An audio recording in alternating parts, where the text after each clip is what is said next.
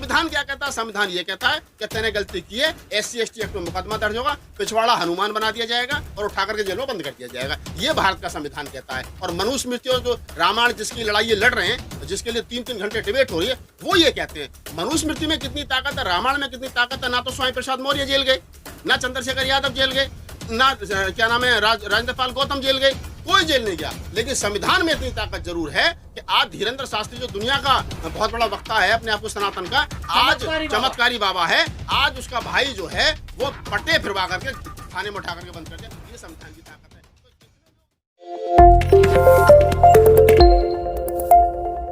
दलितों से पंगा लिया है इस बार। हाँ, तो पंगा लिया है दलितों से जो पंगा लिया है, SC/ST एक्ट में मुकदमा दर्ज हुआ है, ठीक है, जेल जाना निश्चित है। अब धीरेन्द्र शास्त्री जो पर्ची पढ़ करके बताते हैं कि तुम्हारा भविष्य क्या है, तुम्हारे साथ क्या चल रहा है, उस धीरेन्द्र शास्त्री को ये पता होना चाहिए कि बेटा मेरे जो तेरा भाई, तूने इसकी कुंडली नहीं देखी थी कि कल को तुम्हें चमारों की बारात में जाएगा, वहां छितेगा भी। तो ये भी तो होना चाहिए ना कि अब जो तुम कह रहे हो कि चमारों से पंगा है, दलितों से पंगा, तो भाई चमारों से और दलितों से पंगा या शेड्यूल कास्ट के लोगों से पंगा वो लेता है जिसकी सामत आती है।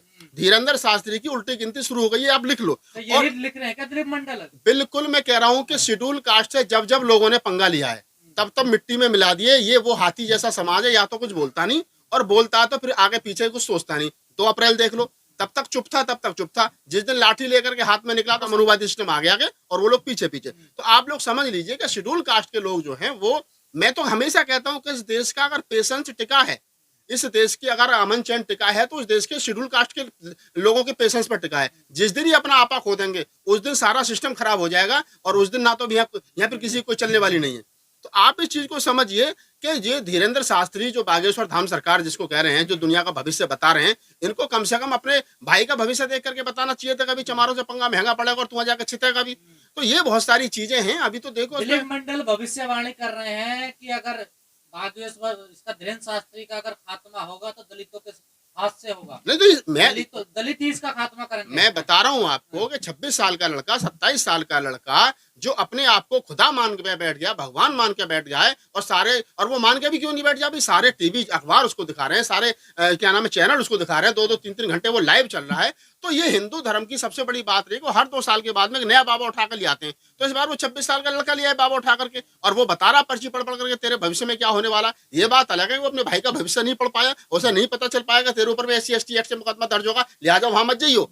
तो ये क्या है कि जो बेवकूफ बनाने का सिस्टम है, जो दलित मंडल जी ने कहा है कि दलितों के हाथ से खात्मा होगा, तो इस बात को आप लिख लीजिए। शेड्यूल कास्ट एक ऐसा समाज है कि अगर वो हल्की सी करवट भी ले लेना तो भूचाल आ जाता है। तो ये धीरेन्द्र शास्त्री को और उनके लोगों को समझ लेना चाहिए कि तुम्हारी उल्टी गिनती अब शुरू हो गई है, जो कि हर हालत में तुम्हारा पतन का कारण है। तो गलत पंगा ले लिया, बिल्कुल गलत पंगा लिया, गलत का सारा ही गलत पंगा लिया है। आप शेड्यूल कास्ट के लोगों को कब तक लाचार समझते रहोगे भाई? कब तक आप उनको, मैं मानता हूँ कि समाज के अंदर ज्यादातर गुर्बत है, ज्यादातर गरीबी है, बहुत सारे लोगों में जनसंख्या ज्यादा तो अशिक्षितता भी है, लेकिन इस समाज के अंदर ऐसे ऐसे लोग भी हैं जो तुम्हारे लोगों से ज्यादा बुद्धिमान है, तुम्हारे लोगों से ज्यादा बहादुर है, तुम्हारे लोगों से ज्यादा पैसे वाले हैं, ऐसे ऐसे लोग भी हैं। और अगर जब समाज सबको बना करके मिला करके बनता है, और जब समाज के प्रबुद्ध लोग साथ में खड़े होते हैं, तो फिर आगे आगे हो लेते हैं। साधना सरकार, धीरेन्द्र शास्त्री कहता है सनातन बनाएंगे, भारत को हिंदू राष्ट्र बनाएंगे, भाईचारा पैदा करता है। ऐसी तो भाईचारा पैदा होगा कि शेड्यूल कास्ट की बारात में जाओ, तमंचा दिखाओ और सिगरेट पियो। पहले तो मुझे ये लगता है कि ये ब्राह्मण जाति के जो लोग हैं, जो अपने आप को कहते हैं कि हम तो बड़े शालीन हैं, हम तो बड़े सभ्य हैं, हम तो बड़े समझदार हैं, हम तो प्रबुद्ध हैं, पता नहीं कौन कौन से नामों से अपने आप को ये जो लिखते हैं कि जी ब्राह्मण बड़ा पूजनीय है। तो भैया मुझे जरा ये भी बता दो कि सिगरेट पी कर, दारू पी करके जो हुड़दंग मचा रहा है धीरेन्द्र शास्त्री का छोटा भाई, ये कौन से सनातनी है, ये कौन से हिंदू हैं? ये हिंदू धर्म के ग्रंथों में कौन से में लिखा कि ब्राह्मण ऐसा भी होना चाहिए जो ये इसके बावजूद ये पूजनीय है? अब इस देश के लोगों को ये समझ लेना चाहिए कि जो धर्म ग्रंथ, चाहे वो मनुस्मृति चाहे वो रामायण, जो कहते हो कि ब्राह्मण जो है वो पूजनीय है और शूद्र कभी पूजनीय नहीं है, तो ये धर्मशास्त्र कहते हैं। इसलिए धर्मशास्त्रों की लड़ाई उनकी बचाए रखने के लिए कहते हैं। संविधान क्या कहता है? संविधान ये कहता है कि तेने गलती की है, SC/ST एक्ट में मुकदमा दर्ज होगा, पिछवाड़ा हनुमान बना दिया जाएगा और उठा करके जेल में बंद कर दिया जाएगा। ये भारत का संविधान कहता है। और मनुष्य मृत्यु जो रामायण जिसकी लड़ाई ये लड़ रहे हैं, जिसके लिए 3-3 घंटे डिबेट हो रही है, वो ये कहते हैं मनुष्य मृत्यु में कितनी ताकत है, रामायण में कितनी ताकत है। ना तो स्वामी प्रसाद मौर्य जेल गए, ना चंद्रशेखर यादव जेल गए, ना क्या नाम है राजेंद्र पाल गौतम जेल गए, कोई जेल नहीं गया। लेकिन संविधान में इतनी ताकत जरूर है कि आज धीरेन्द्र शास्त्री जो दुनिया का बहुत बड़ा वक्ता है अपने आप को सनातन का, आज चमत्कारी बाबा है, आज उसका भाई जो है वो पट्टे फिरवा करके थाने में उठा करके बंद कर दिया। ये संविधान की ताकत है। तो जितने लोग धीरेन्द्र शास्त्री के उनमें जाते हो सेमिनार में 2-2 3-3 लाख जो जा रहे हैं वहां, उन लोगों को समझ लीजिएगा धीरेन्द्र शास्त्री से ज्यादा ताकत बाबा साहब के संविधान में, ये छोटे वाले बाबा में उतनी ताकत नहीं जितनी बड़े वाले बाबा के किताब में ताकत है। यानी भारतीय संविधान में उतनी ताकत है कि वो धीरेन्द्र शास्त्री जो आज का नया ब्रांड एम्बेसडर तैयार हुआ है हिंदू धर्म का, उसके भाई के पिछवाड़े पर लाठी पूरी पर दुनिया को वचन देते हैं, कथा सुनाते हैं, अपने परिवार को सुधार नहीं पा रहे हैं, वो सिगरेट पीपी का तमंचा दिखा रहे हैं। मैं वही कह रहा हूँ गजेंद्र जी कि जो आदमी दूसरों को सुधार रहा है और दूसरों की बात कर रहा है उसको समझना चाहिए। तो यार मैं तो धीरेन्द्र शास्त्री मुझे मिल जाए तो मुझसे पूछू यार, मुझे बता तो सही, तो दुनिया का भविष्य बता रहा है, दुनिया की पर्ची लिख रहा है, तू बता रहा है साहब हमने तुम्हारे भविष्य में ये होने वाला है, और क्या नहीं कहता हम इलू इलू भी खोल देंगे। अरे इलू इलू जिसका खोला उसका खोल दिए, लेकिन पहले अपने भाई का तो बता देता कि कल को जाकर तू चमारों से पंगा लेगा, तेरे ऊपर SC/ST एक्ट लगेगा, फिर तेरा पिछवाड़ा जो तुझे लंगूर बनाकर बंद कर दिया जाएगा हवालात में। तो ये दूसरों का भविष्य बताने वाले मेरे भाई, हमारे बच्चे, जरा उसका भी देख ले, अपने भाई का भी देख ले, अपने परिवार का भी देख ले। तो ये जितने लोग घूम रहे हैं ये सब सनातनी की चादर ओढ़ करके, हिंदू धर्म की चादर ओढ़ करके, धार्मिक चादर ओढ़ करके लोगों को बेवकूफ बनाने का काम कर रहे हैं, और कुछ नहीं है सिर्फ बेवकूफ बनाने के अलावा। और मैं फिर कह रहा हूँ, रिपीट कर रहा हूँ कि अब तमाम देश के जो लोग उनके उसमें पांडाल में जा रहे हैं लाखों की संख्या में, उनको समझ लेना चाहिए क्या धीरेन्द्र शास्त्री के भविष्य बताने का जो उनका हुनर है, उनसे ज्यादा ताकत, उनसे ज्यादा चमत्कार भारत के संविधान में है। मनुस्मृति में, रामायण में कोई चमत्कार नहीं है। मैंने बताया कि ना तो राजेंद्र पाल गौतम जेल गया, ना चंद्रशेखर यादव जेल गए, ना स्वामी प्रसाद मौर्य जेल गए, लेकिन जो लोग इनका सहारा लेकर के अपने आप को पूजनीय माने बैठे हैं और अपने आप को श्रेष्ठ माने बैठे हैं, आज वो बाबा साहब डॉक्टर अम्बेडकर के संविधान की वजह से जेल में जरूर धीरेन्द्र शास्त्री का भाई।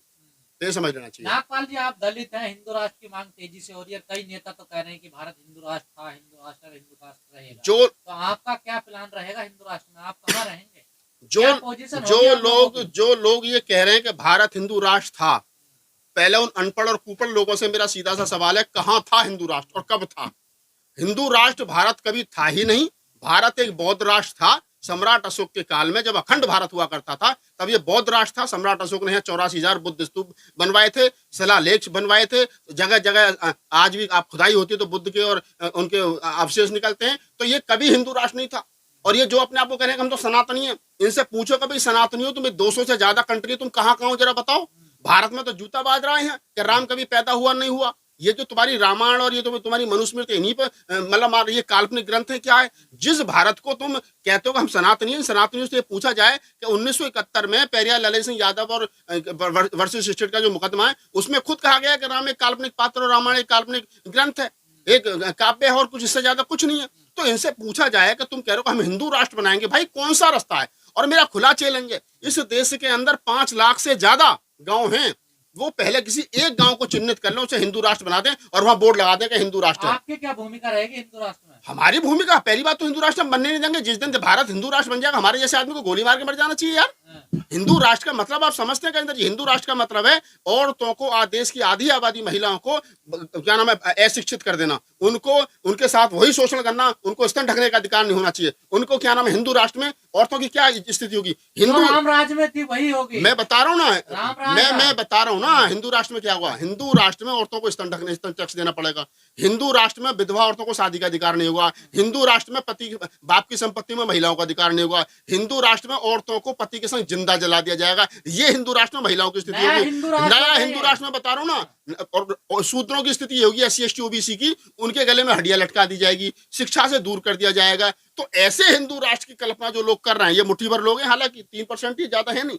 तो ये जो 3% लोग कह रहे हैं हम हिंदू राष्ट्र बनाएंगे, पहली बात तो इनकी तो छोड़ दो, इनके पुरखे भी अगर नरक और सुरक्षा उतर जाए तो इनकी औकात नहीं कि भारत को हिंदू राष्ट्र बना दें। और अगर 0.1% ऐसा हुआ कभी कि ये हिंदू राष्ट्र बन गया तो हमारे जैसे लोगों को गोली मार के मर जाना चाहिए। हम क्या करेंगे उस हिंदू राष्ट्र का? भाई जिस हिंदू राष्ट्र की कलम को हमारे पुरखों ने नकार दिया, बुद्ध ने, कबीर ने, नानक ने, रैदास ने, साहू जी महाराज ने, डॉक्टर अम्बेडकर ने, मानव साहब काशीराम ने, फूले ने, जिस हिंदू राष्ट्र की रीढ़ की हड्डी तोड़ दी हमारे पुरखों ने, उस हिंदू राष्ट्र को हम क्या नाम है अपने आंखों के सामने बन जाने दे तो हमारा एक्टिविस्ट होना बेकार है। अब इस देश के अंदर संविधान की हत्या हो जाए, देश की तरक्की तभी होगी ना जब देश की तरक्की। हाँ तो करवाओ ना। मैं कह रहा हूँ कि आप उदाहरण के तौर पे, एग्जाम्पल के तौर पे एक गाँव को हिंदू राष्ट्र बना दो, और जिस दिन वो गांव तरक्की कर जाए फिर मुझे बताना कि ये गांव तरक्की कर गया और हिंदू राष्ट्र बन गया है, अरे हिंदू गांव बन गया। शास्त्री ने परिभाषा दे दी है हिंदू राष्ट्र की। मैं बता रहा हूँ ना आपको, पहले यज्ञ तो हो रहा है, यज्ञ। मैं बता, यज्ञ कर लो या यज्ञ से भी महायज्ञ कर लो, हाँ। लेकिन मुझे बताओ पहले तो हिंदू राष्ट्र में क्या होगा। मैंने बता दिया हिंदू राष्ट्र में ये होगा, ये चाहते हैं ये आज भी जो लोग हमारे लोगों को, सरकार देख लो वर्तमान में सरकार चल रही है, कितने शेड्यूल कास्ट के लोग हैं जिनके पास में अच्छे मंत्रालय हैं, नहीं है ना। कितने देश के अंदर मुख्यमंत्री हैं, कितने शेड्यूल कास्ट हैं, कितने ओबीसी हैं, कितनी महिलाएं हैं। ये सारे का सारा सिस्टम मनुवादी सिस्टम जो है, ये सारे का सारा सिस्टम जो है ये औरत विरोध, महिला विरोधी है, शेड्यूल कास्ट विरोधी है, ओबीसी विरोधी है, जनजाति विरोधी है, ये SC ST ओबीसी माइनॉरिटी विरोधी है। क्यों है आप लोग? हम हिंदू राष्ट्र बनने ही ना दें। ये जितने लोग अनपढ़ और कुपड़ घूम रहे हैं तिलक थापे लगा करके पंडे पुजारी का हम हिंदू राष्ट्र बनाएंगे, इनके बाप का देश है, हिंदू राष्ट्र बना लेंगे। अरे इस देश के अंदर भाई 25 करोड़ 30 करोड़ मुसलमान है, इस देश के अंदर 30 करोड़ शेड्यूल कास्ट है जो अपने को हिंदू नहीं मानता, 60 करोड़ तो यही हो गए। और कैसे हो गए, कैसे हो जाएंगे, कौन सी किताब में लिखा? अरे मोहन भागवत कौन है? मोहन भागवत कोई संविधान है? कौन है मोहन भागवत? सिस्टम है मोहन भागवत। तो जो लोग ये कह रहे हैं कि भारत में जो भी रहता है वो हिंदू है, कैसे हो जाएगा हिंदू? मैं तो नहीं हिंदू, मेरे पुरखे तो नहीं थे हिंदू, हम तो कभी हिंदू थे ही नहीं। और जो लोग हमें हिंदू बना रहे हैं, भाई क्यों बना रहे हो? मैं तो नहीं बन रहा हिंदू, मुझे नहीं बनना हिंदू। कौन तुम हिंदू? आप लोगों को दिक्कत यही तो बता तो दिया मैंने तुम्हें। दिक्कत ये है कि अगर हिंदू राष्ट्र बनेगा तो मनुस्मृति का राज लागू होगा, और मनुस्मृति में हमारे पास कोई अधिकार नहीं है। इस देश की महिलाओं से मैं कहता हूँ, आप महिलाओं सुधर जाओ। इस देश के धर्म कानून जितने ये आपके धार्मिक, जो तुम घंटी बजाने पहुंच जाते हो सुबह सुबह मंदिर में, ये जिस दिन लागू हो गए सही तरीके से, उस दिन समझ लेना तुम इस बात को कि तुम्हारे कमर पर उतनी ही लाठियां पड़ेंगी जितनी पीछे पड़ती थी। तुम समझ जाओ इस बात को।